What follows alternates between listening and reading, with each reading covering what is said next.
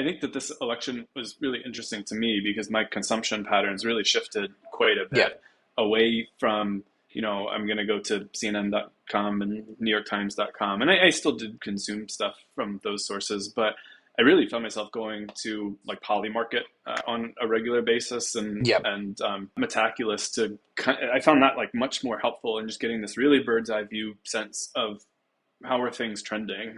Where do things stand at the moment? And then particularly on election night when you saw the odds really break, 90-10 over the course of a couple hours, that really gave me a lot of signal on how things were trending in a way that felt very new and very different. And one of the things that I have been thinking about is like, I mean, how you can extend that first of all, and that's one of the things that Vitalik talked about in that article. And how can you extend some of these prediction markets into more decision markets by decomposing some of these different questions a bit?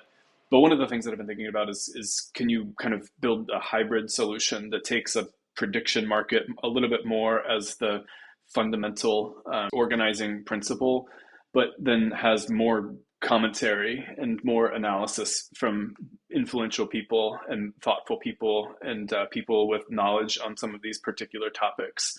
And I think that if you could pull that off, you'd have a pretty compelling consumption experience.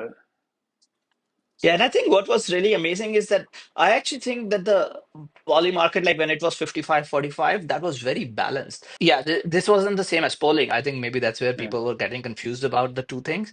So I think that's why it's an info market, which is very correct. It's an info market in the sense of somebody will work hard to put a point of view forward because there is a very clear incentive. Part of Vitalik's point, which I agree with, is that these markets create a financial incentive towards accuracy and forward-looking Yeah, accuracy, and not there are no other incentives about there is no other trying to incentive. have like the hottest take that's going to get the Yeah, most it's not attention ideological and at get the all. It most is, reach and things like that.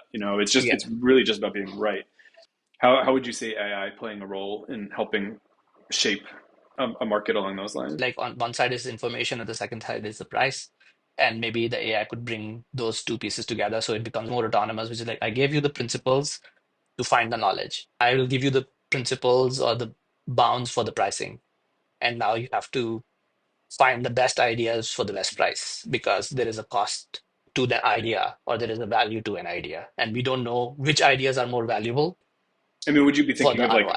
It, fine tuning some model to take a bunch of data and input in this particular context and come up with some like initial price for a bet in that space and some model that's optimized for that? yeah, but I don't know what is the price of this knowledge. So should I spend my time digging more into this? It is like I'm allocating my GPU resources.